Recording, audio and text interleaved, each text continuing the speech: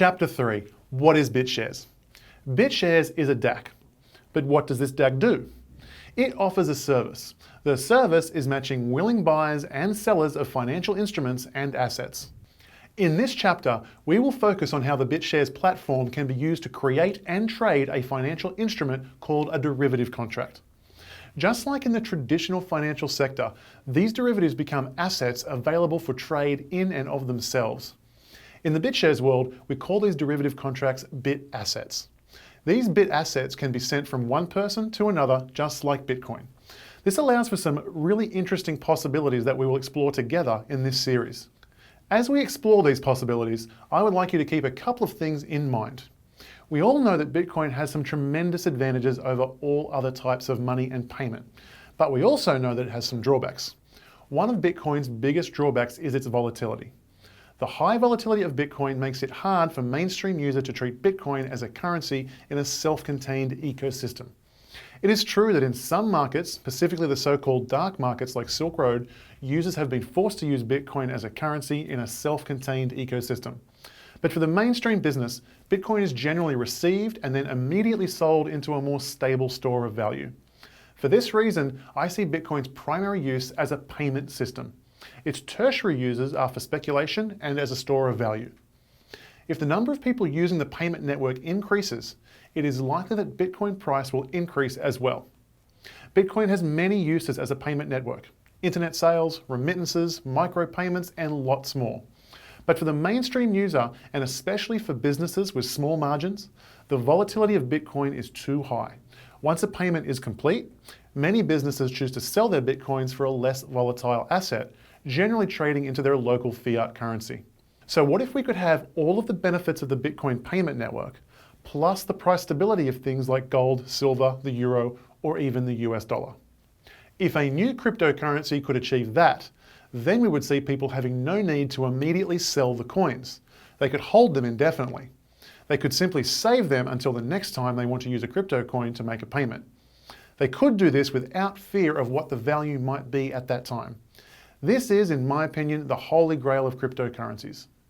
One of the many things BitShares has achieved is a cryptocurrency just like Bitcoin, but with the price stability of the US dollar, the euro, gold, silver, or whatever asset the customer desires. These cryptocurrencies with price stability are called bit assets, and the first to begin gaining traction is BitUSD. As you might imagine, it functions just like a cryptocurrency, but its value is pegged to the US dollar. One BitUSD is always worth close to one actual US dollar.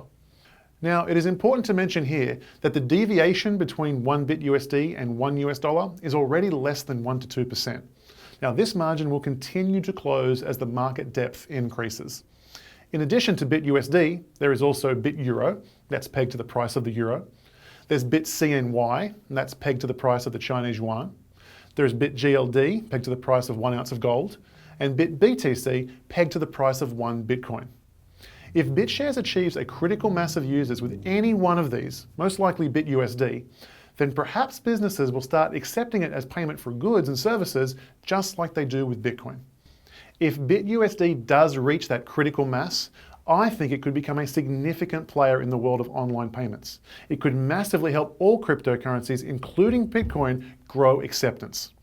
Making the deal even sweeter for people to buy and hold BitUSD or any other bit asset is the fact that while you hold it, you earn interest on your balance. This is another powerful feature for everyday consumers. While Bitcoin is phenomenal for merchants, its advantages are not quite as strong for consumers. Paying holders of crypto coins interest on their holdings could be the nudge consumers need to rapidly increase their participation in the cryptocurrency revolution. We will talk more about that in the next chapter when we focus on bit assets. To explain this concept creates a chicken and an egg situation. To understand bit assets, one must understand BitShares as well as the other way around. They go hand in hand, and you need to understand both to make sense of them. I think it is useful to hold this analogy in your mind as we move forward. Think of BitShares as a decentralized company and bit assets as its products. If you think these products are useful and will be used by lots of people, and you think the BitShares company can make a profit by providing these products to the marketplace, then you might decide to invest in the company by purchasing BitShares. If your predictions are correct, then the value of the company may increase and your ownership portion of the company may increase in value. If you are wrong, then the value of your shares in BitShares may decrease in value. Conversely, you may not be that much into investing and may not have the time to understand how all this technical mumbo jumbo works, but still like the idea of holding your wealth outside of the banks in a stable cryptocurrency that earns interest. If that is the case, you could just use one of the products BitShares offers called BitAssets. I will spend the rest of this chapter talking about the business of BitShares, and in the next chapter, I will talk about the product BitAssets. So what does BitShares do? BitShares is a decentralized platform that allows users to enter into financial agreements with each other. Prior to the invention of the blockchain, doing this in a decentralized way was impossible. In the past, you had to have a centralized, trusted party to hold collateral and enforce agreements. Now, cryptocurrency can be used as collateral, and the blockchain can be used to enforce contracts. There are lots of different uses for this, but we're going to start by looking at the world of derivatives. The union of blockchain smart contracts and cryptocurrency technology is perfect for derivative markets. For some, derivative markets have a very negative connotation. Now, there's nothing bad or immoral about these financial assets in principle. However, some argue that in the traditional markets, they are under-collateralized and thus dangerous.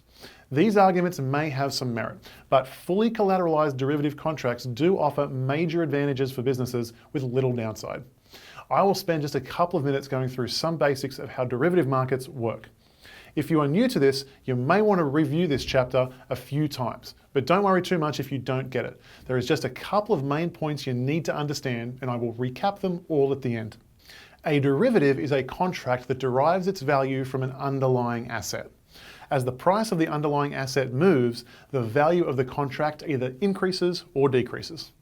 Let's use a real-world example to demonstrate. Let's say I am an American television manufacturer who purchases most of his components from China.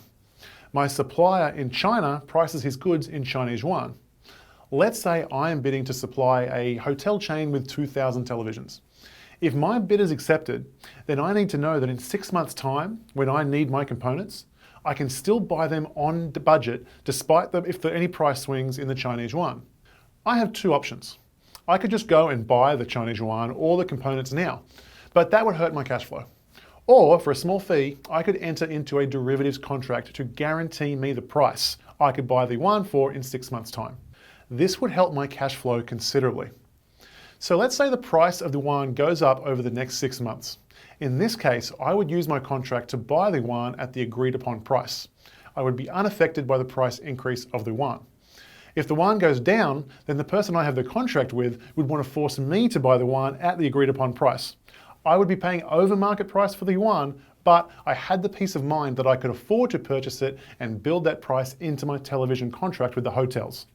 So now let's look at who might enter into that contract with me. The answer is pretty simple. There might be a Chinese manufacturer who uses American parts. They have the same problem in reverse. The Chinese manufacturer wants to lock in a price they can trade in their yuan for dollars at a future date in the same way that I wanted to lock in the price that I could trade my dollars for yuan. You can see how both parties benefit from this agreement. This particular form of derivative contract would be called a future, as we are locking in the future price of a commodity. In this case, the commodities are the US dollar and the Chinese yuan. It is important to note that these are just contracts entered into voluntarily by two parties. They can be any variation of the above example. Now, I'm going to leave the discussion about derivatives there for our current purposes, but I will mention these 4 important things. 1. The size of the derivatives market is estimated to be over $700 trillion.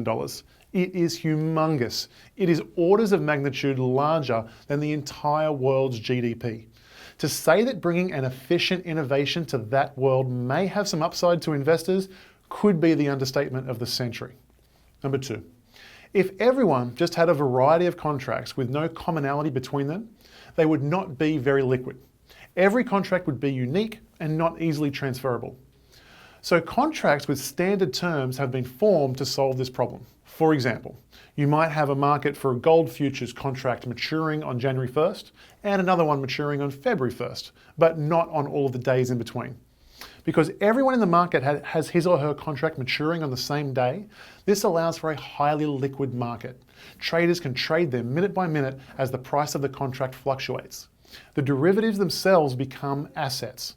Even better yet, they become fungible assets. That means that any contract with the same terms as mine is identical and thus can be easily exchanged. This is really important, so please remember that. The derivative becomes a fungible asset itself. The high liquidity and fungible nature of these assets make them very useful, as we'll see shortly. Point number 3. Contracts are often settled and secured in value only and not in the actual commodity. For example, I may have a contract to buy 1 ounce of gold from you for $1,200 in 30 days. The current price of gold is $1,200 per ounce, and so we have a 50-50 chance of making or losing money. Now you choose to charge me a small fee for that privilege. But how do I know that you have the gold to give me? The contract would be most secure if you put either the gold or the dollar amount of that gold in escrow with a trusted third party to cover your obligation to me. That would give me certainty that you can deliver on your promise. But gold, wheat, oil, copper, corn, and almost all commodities are clumsy and expensive to move around. So people usually just deposit some dollar amount with a trusted third party as security without touching the underlying commodity. So let's examine that a little closer.